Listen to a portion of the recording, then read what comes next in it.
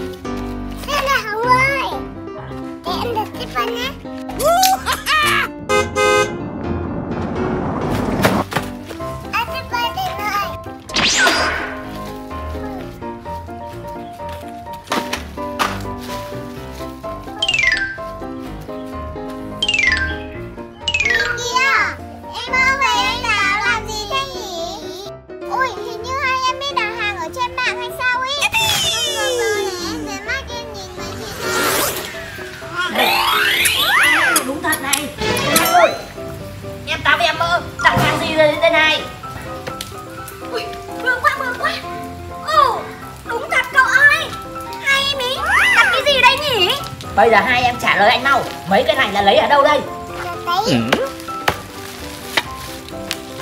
Táo với tay, táo xua tay, tao bảo là táo có đặt đâu.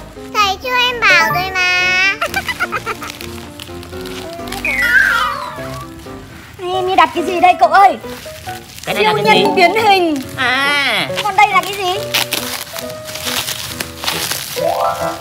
Ồ, cái này là cái gì ấy? xúc xắc cậu ơi. Xúc xắc à? Cũng biết đặt xúc xắc về chơi á? Chắc là để cho em táo đấy, còn siêu nhân này để cho em mỡ à?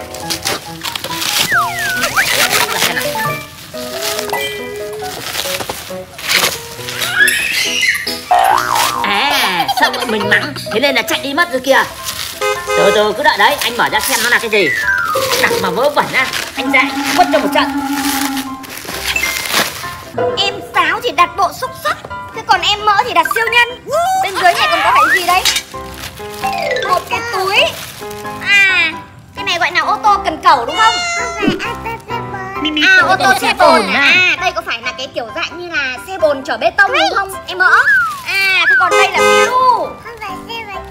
Xe gì? Xe cần cẩu. À, thế đây là cái xe gì? À, xe máy xúc này, xe bồn này, xong siêu nhân này, còn xúc xắc. Các em như thế này là không được đâu nhá. Đặt hàng chưa có sự đồng ý của bố mẹ. Thế lấy tiền ở đâu ra mà đặt? Mà shipper này là shipper quen, có khi người ta chưa lấy tiền đâu, tí nữa lại đến đòi mình đây. Táo trả tiền rồi á? Tao bé như thế làm sao mà biết trả tiền cậu nhỉ? Tao nghe nó cứ sai sai thế nào ấy. Thôi được rồi, trả tiền rồi thì mình thử kiểm tra xem bên trong nó là hàng gì. Vỏ siêu nhân nhưng chắc gì bên trong nó là siêu nhân đúng không? Có khi lại bên trong này là kẹo ấy. Kẹo siêu nhân cậu ơi. À, kẹo siêu nhân à? Thật, mà em Táo biết gì chơi siêu nhân? Ồ, Hey, what happened? cái gì đấy? Siêu nhân á? Siêu nhân thật này. Siêu nhân đánh nhau á? Thử xem là siêu nhân gì nào. Siêu nhân Siêu nhân ủi, siêu nhân gì mà có cả đuôi này. Đây không phải là siêu nhân rồi. Người sói. Không phải người Không sói. phải. Người này như kiểu là người ngoài hành tinh ấy. Đây này, có cái súng này là súng của người ngoài hành tinh rồi, súng bắn laser đấy. À, súng bắn laser. Có đứng được không? Ghê vậy. Đứng được Thôi, luôn. cho siêu nhân lái máy xúc luôn. À, Đấy không phải siêu nhân người ngoài hành tinh mà. Để xem Hey, nào. what happened? không phải à, siêu nhân không lái máy xúc đúng không? Cậu ơi, cái này là cái gì này? Ui, thanh kiếm ánh sáng. Kiếm ánh sáng á? Ui, cái này hợi hay đấy mỡ ơi. Đây à? Kiếm ánh sáng đây à? Đúng rồi. Cái kiếm đâu? Ô, Làm gì có cái lưỡi kiếm đâu? sao trông lạ thế nhỉ? Này, cậu xem còn thiếu gì nữa không? Lại một siêu nhân nữa. Một siêu nhân này là siêu nhân có màu gì em mỡ biết Đây không? không phải là siêu nhân. Màu đen. Đây tớ trông như kiểu là người xấu ấy. Người xấu á? Đúng không? Người xấu mới có màu đen chứ. Mà cái đầu còn rụt vào bên trong. Đúng, đây lại là kiểu người ngoài hành tinh này. Người ngoài hành tinh. Ủa, ngực còn là cái mặt Ui. to đùng này. Cái mắt phát sáng màu vàng Hey, luôn. what happened? Ghê chưa? Đây em mỡ cầm lấy anh siêu nhân màu tím này đã. Ồ, Có hai cái thanh kiếm nhỉ? không phải 2 mà 4 cái cơ. Ồ, cái này. À, đây mới là siêu nhân này. Còn đây là người xấu đúng không? Đây là người xấu. Đây là siêu nhân gao à? Siêu nhân gao màu xanh. À, Siêu nhân xanh này. Còn đây là siêu nhân gao màu đỏ. Siêu nhân xanh và siêu nhân đỏ. Đại diện cho gọi là cho công lý. Tại vì đây. Cái này á. Cái này anh cũng không biết là cái gì. Để tớ thì bóc hết nó ra xem đã. Cô ơi, có khi nào 4 cái này nó tạo thành được một cái kiểu như là cái sàn thi đấu không nhỉ? À đây. Nhìn đây này, hình vẽ nó mô tả thế này. Anh siêu nhân sẽ đứng tên lên trên Nó tên là gì? cái này á. Cái này là siêu nhân người xấu. Không phải, cái này là người ngoài hành tinh xấu đấy. Người ngoài hành tinh, đây là người xấu đó. Thế thì mình sẽ phải bóc cả 4 cái này ra. Một cái này, 2 cái này. Tên này này. Mỡ bóc cái này ra phụ giúp anh Nhím đi. Không bóc được đâu, cái này nó nặng lắm, nó dai lắm. Ôi, Cắn cái này không khéo à, rụng luôn cả răng ra đây. Mỡ thì răng thế nào? nghe răng ra xem có khéo nào. cái mỡ này chỉ khó đánh răng cho nên răng vẫn chưa bị sâu, chưa rụng. Tớ thấy là người ta ghép 4 cái này lại với nhau à? Ghép như thế này à? Ghép tạo thành một cái bàn thi đấu. À đây, cô ơi, nhìn này. Đâu? Kiểu như là một cái khối xếp hình ý. Đấy. Như là mình sẽ ấn vào Đúng nhau. khớp vào nhau luôn này. Đúng rồi. Đây. Kêu tạch phát là được. Đây. Một cái bàn nữa. Ồ, cái này khó đấy nhá. Đây, Ui. đây. Thế xong rồi. Kinh chưa. Được một cái gọi là Boomerang. đúng rồi. Đẹp nha, ngầu nha. Bây giờ siêu nhân đứng ở đây đúng không? Không phải. Hay siêu nhân đứng đấy? Cái này là cái gì để sao nó đưa lên đưa xuống nhỉ? Như kiểu sàn. Đưa lên đưa xuống. À, lắp siêu nhân vào đây nó sẽ xoay. Siêu nhân tôi biết rồi. Bấm mốc. Đây. À, như thế này là kiểu như là nó xoay Đúng siêu rồi, nhân điều khiển đi. siêu nhân. Siêu nhân nào mà bị văng ra khỏi đấu trường thì siêu nhân đó sẽ bị thua. À, tớ hiểu rồi. Thế là bây giờ mình sẽ lắp Bây giờ siêu nhân ở đây nhá. em mỡ chọn siêu nhân màu gì? Mỡ chọn 2 con siêu nhân đi. Nào, mỡ chọn siêu nhân nào? Mới chọn siêu nhân nào? Đâu? Với siêu nhân nào? Siêu nhân nào nữa? Chọn thêm một con nữa Mỗi đi. người 2 con. À, cái này 2 người chơi được mà 4 người chơi cũng được cơ. Đâu? Đâu, mỡ chọn con nào? Con màu xanh à? À, con màu đỏ rồi. Mỡ chọn con màu đỏ này gì? Một con màu đỏ và một con màu đen. Con màu đỏ sẽ đứng ở cái ô màu đỏ. Con màu đen sẽ đứng ở ô màu đen. Cái này nữa. Rồi. Cái này ở đây này. À, rồi, cái này ở đây. Cái này là của anh sẽ chọn con màu xanh này, đứng ở đây. Còn con màu tím này sẽ đứng ở đây. Đúng rồi, siêu nhân màu tím. À, để tớ điều khiển siêu nhân màu tím cho, bởi vì tớ đang ở cái hướng này mà. Rồi, ok. Bây giờ mỡ sẽ cầm cái này mỡ ơi. Mỡ cầm cái này kéo là cái này nó sẽ đấy. Đó, Đấy. kéo lên kéo xuống. Đánh nhau. Đấy, cho siêu nhân đánh nhau. Xem ai là người sẽ văng ra trước. Thử xem siêu nhân nào thua cuộc nha các bạn ơi. Các bạn cổ vũ cho tớ. Anh Nhím hay là em mỡ? Ui dồi, siêu nhân của tớ bị xoạc chân ra này rồi. Ôi, con màu xanh của mình. Của bạn Nhím đã bị thua rồi. Thế là của chị với cả của em mỡ. Chiến thắng. Mỡ đấu tiếp đi. Kéo đi. Kéo mạnh nào. Mỡ nào. Chiến đấu với chị nào. 1, 2, 3. Con cổ mỡ màu đen. Còn con màu đỏ này với con màu tím này. Tớ với Trang chơi nào. Này. Ui, Con này đúng là nó có cái súng này to nhất, thế nên là nó mạnh nhất luôn. Cái này đi. chơi lại á? Không. Chơi lại nhớ mày chị thua thì làm sao? Cậu ơi, bây giờ chúng mình bóc cái hộp đồ này của em Táo ra xem bên trong như thế nào đi. Thôi được rồi, để tí nữa anh với Mỡ sẽ chơi nhá.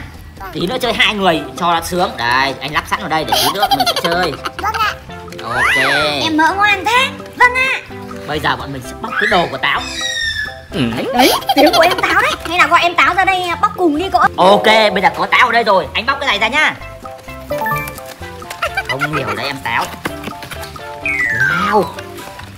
Cậu ơi, nhưng cái này ghi là 18 cộng. Mà em Táo chỉ có 14 cộng thôi, làm sao mà chơi được nhỉ? Cái này thì chắc là có cái gì đâu. Có vẻ như là em Táo đang thích thú với cái bộ môn siêu nhân chiến đấu này em ơi. Có khi tí nữa lại tranh chơi siêu nhân với Mỡ ấy. Nhưng mà cái này nhiều lắm Trang ơi. Nhiều thứ á? Cái gì đấy? Xúc sắc. Ui, kèn. Kèn á? Loa. Em ơi, mở cái loa này ra xem có thổi được không? Cái này như kiểu là một cái trống ấy. À, xoay như này là nó có tiếng kêu này. Trông ngộ Trống biết kiểu chưa? như chơi trung thu ấy. Đây. Đấy, em Táo cầm thêm cái chơi không? Lắc đi. Em Táo không biết xoay mà em Táo lắc. Còn cái này này. Ui, Cậu thử đưa cho em Mỡ. À, cái này có cả dây đeo. cái này là một cái loa. Để cho em Mỡ thử thổi. Em Mỡ thổi xem có thổi được không? Đây đây, thổi đây. Thổi vào cái ống đấy. Thổi vào nào. Đấy. Đấy, thổi đi.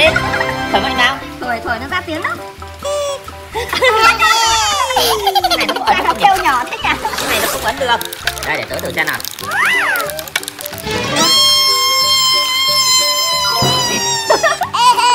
Cái này thổi phải thổi rất mạnh thì nó mới kêu được. Rồi, cái này nữa, cái này hình như là một cái còi hay sao ấy. Những cái này nó đều có dây để mình có thể đeo vào cổ xong rồi đeo lên. Rồi, để cho em Táo em có thể đeo vào cổ không làm rơi.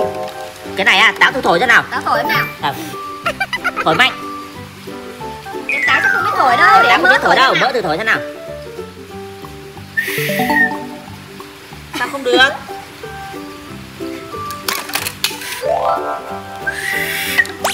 Cái này không thổi được cậu ơi. Không thổi được á. Làm thiết kế hình dạng cây còi mà lại không thổi được. Thổi nó chả ra tiếng tí gì ấy. Thổi nó rất yếu. Có mỗi cái này mới ra tiếng thôi. Thế còn cái gì nữa không? Đây, còn cái này nữa để tớ bóc xem nó là cái gì nào.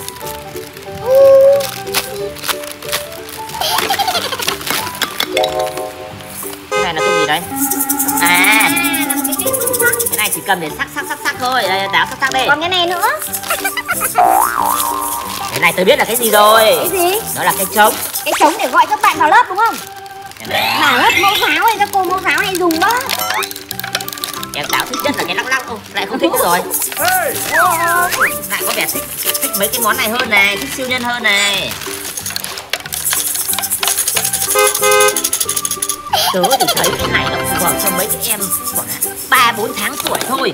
Chứ em Táo chơi cái này một lúc là chán ngay. Lần sau phải hỏi ý kiến anh chị trước khi đặt đồ nhá. Đây, em Táo thử cầm cái này xem thích không? Đây, em Táo cầm vào đây. Đấy, sắc đi. Đây, cầm vào đây này, chỗ này nó có cái cầm đấy. Cầm sắc vào đây. Sắc đi.